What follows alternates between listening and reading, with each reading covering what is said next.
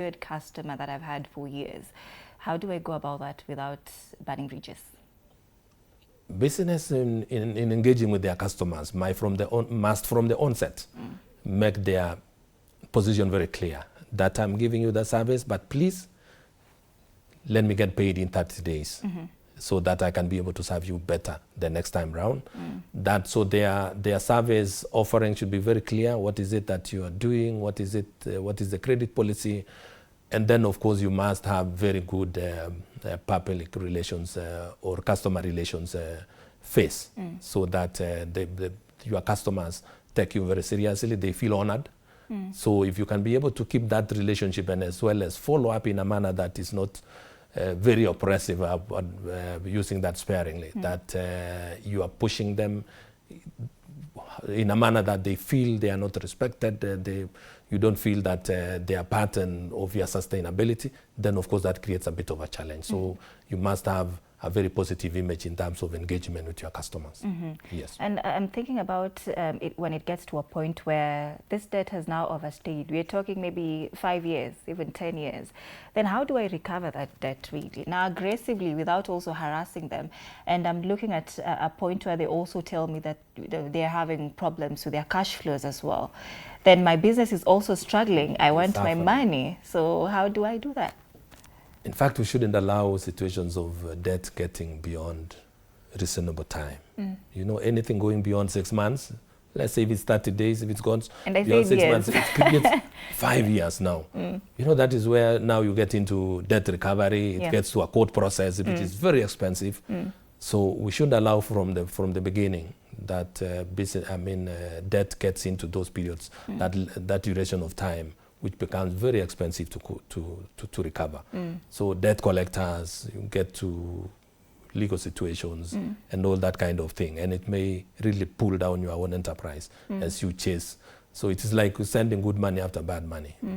It can be very, very costly. Yes. Sending good money after bad money? After bad money. What does that mean? Meaning you are spending more money chasing what is already almost getting bad. Yes. At what point should I now involve these, debt collectors to help me get back this debt from my client? It must be a policy from the beginning that and make it known to your customers.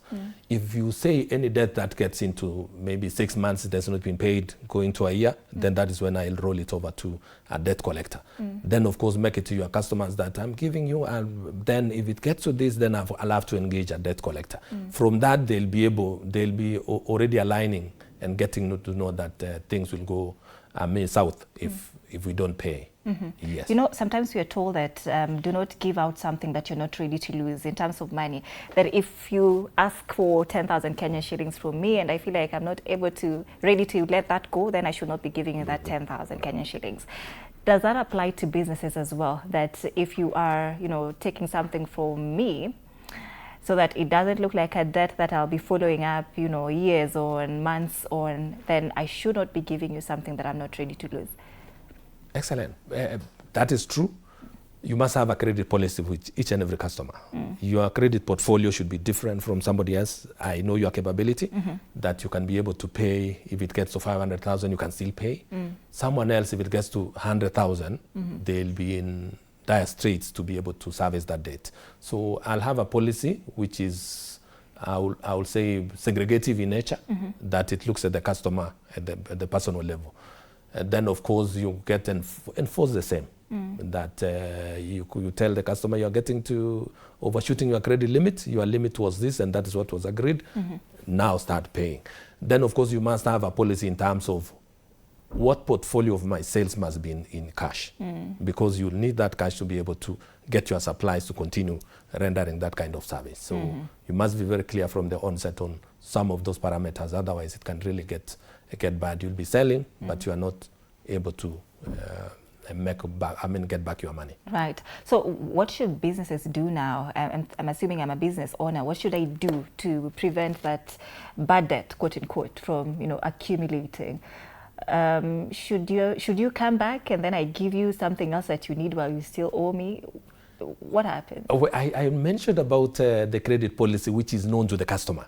It's known to the customer that you are sealing. I'll be selling to you, but the moment the credit ceiling gets 100,000, You must pay the 100,000 before I continue servicing. I mean, providing you service or product or selling you the product. So once it is clear and it's made known to the customer, then of course what that means is it is on a mutual understanding without straining the business relationship you have with your customers. So you'll be very clear from the onset, and everyone in the company should know, or in the enterprise should know, that there are these limits for this and that customer, and it's documented. And if possible, have a system that is able to control that when you want to make a sale on credit to a particular customer, the red flag is always coming out that you are already hitting the credit limit for this customer, and they have not paid. And then, of course, it engages the next part of follow-up within the system. So internal control systems that are self-checking, kind of, yes. I want us to talk about, KRA compliance and the tax strategies. How can we make it in a way that, is also just